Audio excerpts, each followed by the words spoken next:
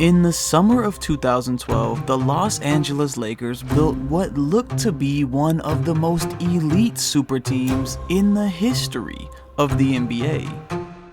And yet, less than 12 months later, that same team would be swept out of the playoffs with a new coach, a fractured locker room, and Kobe Bryant, the one constant, would walk off the floor with a torn Achilles after trying to drag the whole thing to the finish line. I made a move that I made a million times and it's popped. This is a story about the crossroads of generational talent. I just couldn't get them on the same page. They didn't like each other. Unreal expectations. It wasn't meant to happen. And how the 2013 Los Angeles Lakers became a cautionary tale of what it means to build the hopes of a franchise on dreams versus reality. You better believe it. Steve Nash is joining the Los Angeles Lakers. Howard going to the Lakers. With this team is presently constructed and presently assembled, you get Steve Nash with Kobe. Let's get to Dwight. He's the best big man in the game. This team has the potential to be the greatest team in NBA history.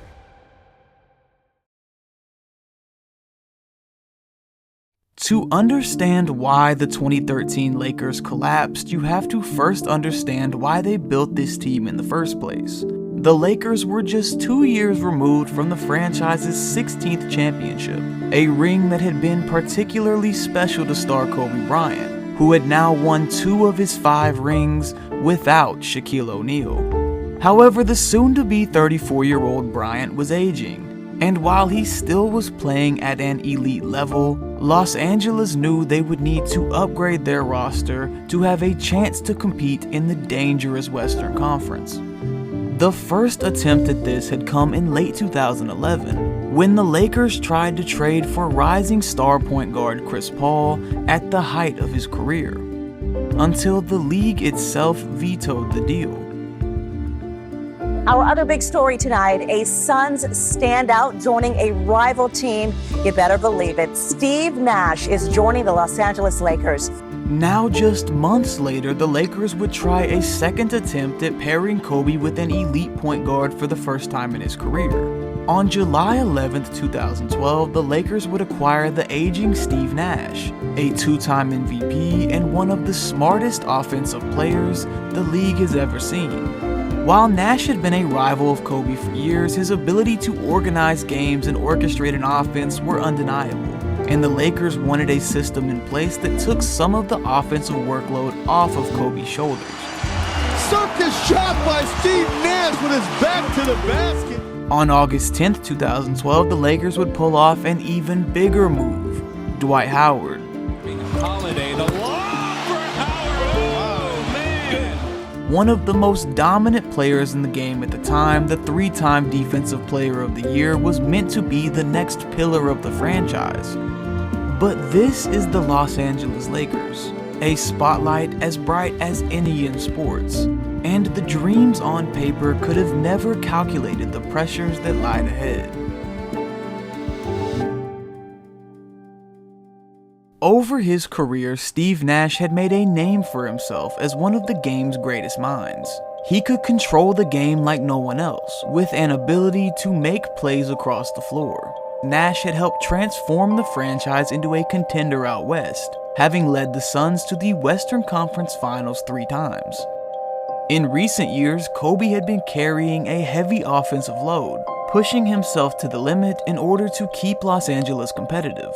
With Nash came much needed structure, which then meant easier shots for Bryant and less wear and tear on the face of the franchise.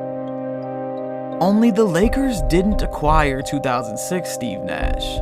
They acquired a 38-year-old Steve Nash, who, while still being brilliant on the floor, now relied on timing and health to be successful.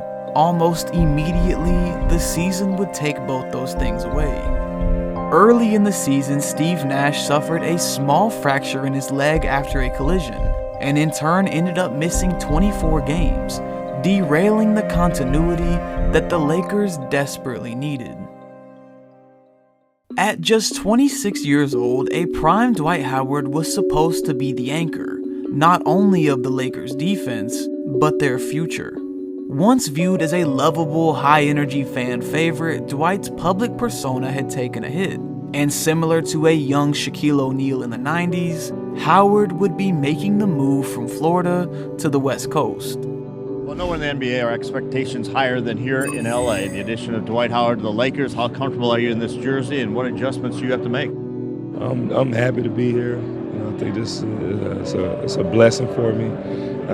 I know it's a lot of adjustments, a lot of things I got to get used to, but I'm ready for it.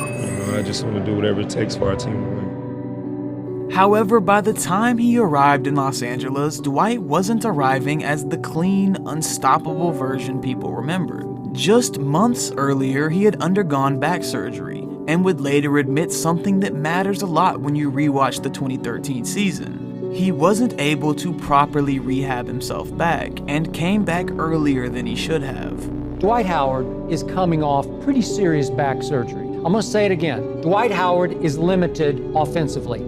Then layer in the expectations that come with being the presumed future face of the Lakers.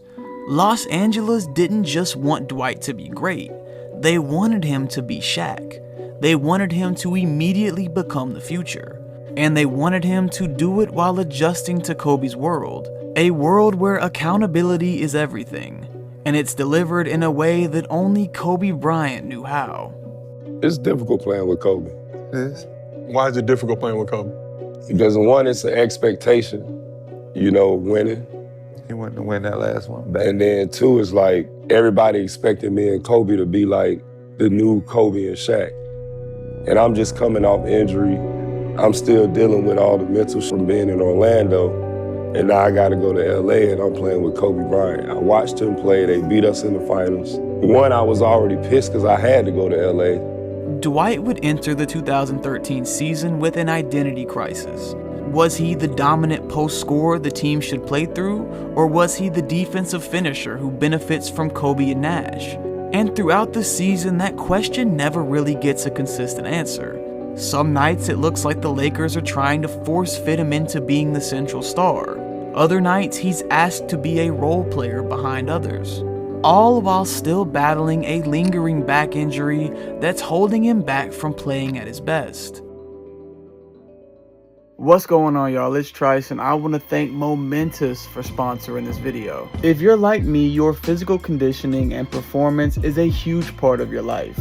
As a former college and pro hooper, I know the grind of staying at your best never really stops. You're always searching for the most effective ways to keep moving towards your goals. I've been building a simple daily routine lately, and a big part of that has been Momentous Creatine Chews. Most people know creatine works. The hard part is taking it consistently. That's why I love this product. It's creatine in a chew, so you can take it on the go wherever you are. What made me trust Momentous is their Momentous standard. They're obsessive about quality, transparency, and testing. Every batch is third-party tested and certified. NSF certified for sport and/or informed sport. And there are no proprietary blends, which means you know exactly what you're taking. Each chew delivers 1 gram of Creeper creatine, the gold standard creatine monohydrate. Their mission is simple: make daily creatine use effortless so you can stay locked in on performance for life. If you've been trying to get more consistent with your training, recovery, or just your daily routine, then check out Momentous Creatine Chews. Click the link or scan my QR and use my code TRICE for 35% off your first order. Now there's no more excuse. Let's get to work. Again, I want to thank Momentous for sponsoring this video. The new look Lakers had been a top 2 favorite to win the 2013 NBA Finals, sharing the league's highest expectations with the defending champion Miami Heat, a team who had similarly formed a super team of its own 2 years prior. Just 5 games into the season, the Lakers would find themselves off to a 1-4 start, and on November 9th, the Lakers would fire head coach Mike Brown. Then, 3 days later, Los Angeles would hire offensive mastermind Mike D'Antoni to be the team's next coach. Having made a name for himself in Phoenix with Steve Nash running his offense to perfection, D'Antoni is one of the most influential offensive coaches of his era.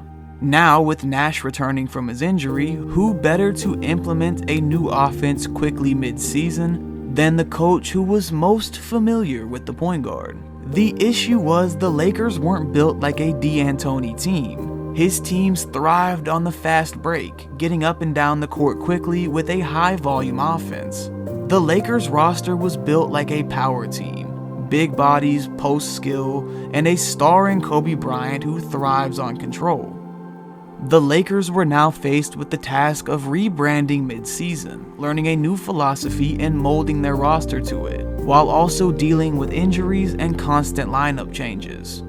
Despite having a starting lineup that featured 5 All-Stars to start the season, the team was now left trying to make do with the best fit, and Kobe Bryant was left trying to hold it all together. I just couldn't get them on the same page. They didn't like each other. It was contentious. We didn't really have the talent. You want to play Steve, but he wasn't up to it. And then he wasn't even there. Kobe was older, still good, still great, but very, very tough personality. He and Dwight didn't mesh. The Kobe Bryant era following his 2010 Finals victory is one that is often forgotten in legacy talks. A player who was notoriously obsessive, there was only one goal on the mind of Bryant entering the final chapter of his career: winning a 6th championship. I would like to know if you're prepared to do what that other team did and count the number of championships you guys might win. No, I just want to count up to 6. Rank those 3 in order of importance. I would say getting the 6th championship is number 1. And then I would say getting the 6th championship is number 2. And then getting the 6th championship is number 3. In many ways, this hunger for one more ring would be a detriment, leading Bryant to push his teammates and himself to their limits. He knew this was his last chance to win it all, and he was running out of time.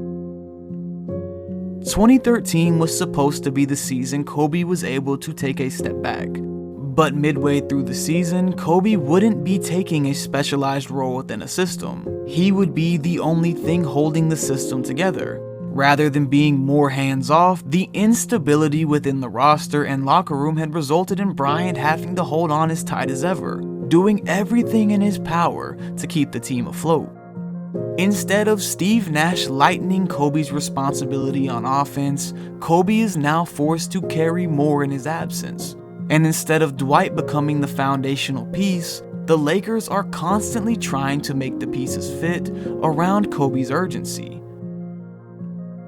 After a slow start to the season, the team is now chasing playoff position, trying to overcome a 25-29 record entering the All-Star break. Not only were they chasing the 8th seed, but they were doing so while also still searching for chemistry and consistent health.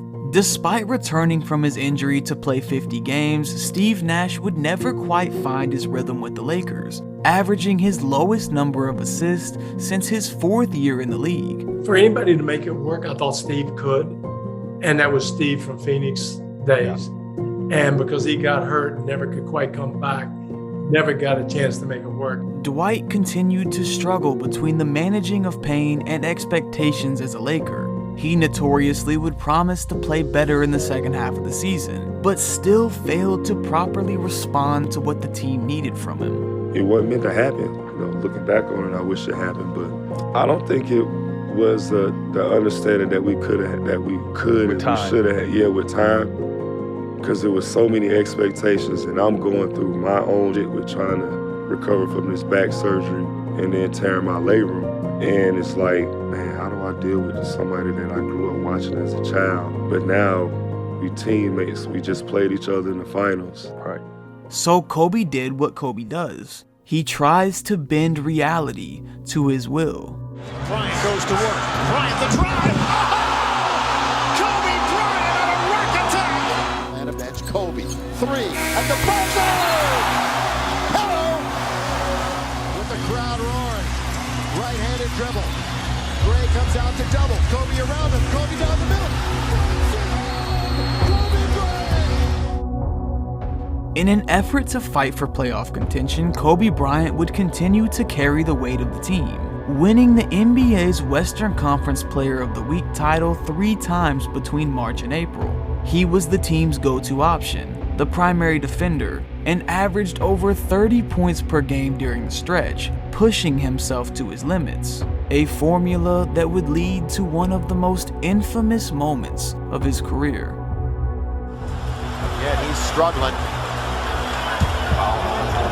The most telltale sign of an Achilles tendon rupture is when an athlete says, "It felt like somebody kicked me in the back of my leg," which is what he said.